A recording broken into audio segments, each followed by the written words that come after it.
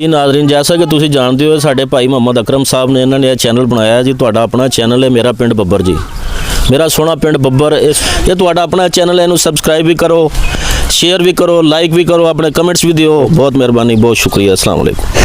फल सबर दा सज्जनों मिठा हुंदा, सबर करन वाला ही साबरा खवाउंदा है। वाह जी वाह, क्या बात। फल सबर दा सज्जनों मिठा हुंदा, सबर करन वाला ही साबरा खवाउंदा है।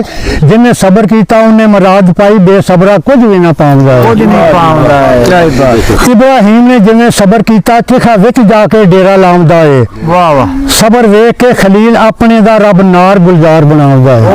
वाह जी दोबारा वे जरा। इब्राहिम ने जिन्हें सबर कीता चिखा विच जाके डेरा लाउंदा है, सबर वेख के खलील अपने दा रब नार गुलजार बनाउंदा है। दूजा सबर इब्राहिम दा फेर वेखो। वाह वाह सुभान अल्लाह। दूजा सबर इब्राहिम दा फेर वेखो, अल्लाह पाक दा हुक्म बजाउंदा है। इस्माइल नू ज़बह करन दे लई अपने हत्थां नाल छुरी चलाउंदा है। वाह सुभान अल्लाह क्या बात। इस्माइल नू ज़बह करन दे लई अपने हत्थां नाल छुरी चलाउंदा है। जिब्राइल जन्नत तो लै दुंबा इस्माइल दे थां लुटाउंदा है। दुंबा होया जिबा इस्माइल बच गया, अपनी कुदरत नाल रब बचाउंदा है। क्या बात है जी। हजरत आदम दा सबर जदों टुट गया, हाँ जी हजरत आदम दा सबर जदों टुट गया, रब जन्नतों बाहर कढाउंदा है। यूनुस मच्छी दे पेट विच बंद होया, यूनुस मच्छी दे पेट विच बंद होया, सबर कीता बाहर रब बाहर लिआउंदा है। हजरत यूसुफ नूं भाइयां ने वेच दिता, शिकवा किसे दा ना ज़बान ते लिआउंदा है। हजरत यूसुफ नूं भाइयां ने वेच दिता, शिकवा किसे दा ना ज़बान ते लिआउंदा है। सबर नाल ही खूह विच रहा बैठा, सबर नाल ही खूह विच रहा बैठा, सबर नाल ही खूह विच रहा बैठा होके कैदी सौदागर नाल जामदा है।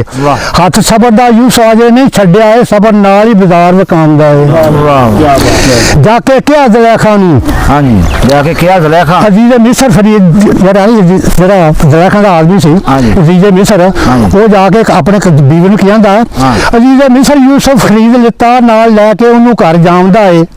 जाके क्या ज़ुलैखा नूं वेख रानी मैं बरदा खरीद लिया, जाके क्या ज़ुलैखा नूं वेख रानी मैं बरदा खरीद के लिआउंदा है। यूसुफ शाही महलों विच खा पी के जल्द जवान हो जामदा है, कदी नाल अजीज दे जाके ते शाही कम्मां विच हथ वंडाउंदा है। एक दिन ज़ुलैखा दी नीयत खराब होई, रब यूसुफ नूं साफ बचाउंदा है। जदों रब दियां हद्दां रब दियां तोड़न वाले नूं रब कदों नबी बनाउंदा है।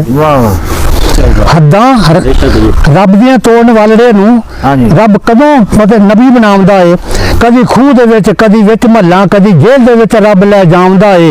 हद यूसुफ दे सबर दी वेख के ते रब मिस्र दा बादशाह बनाउंदा है।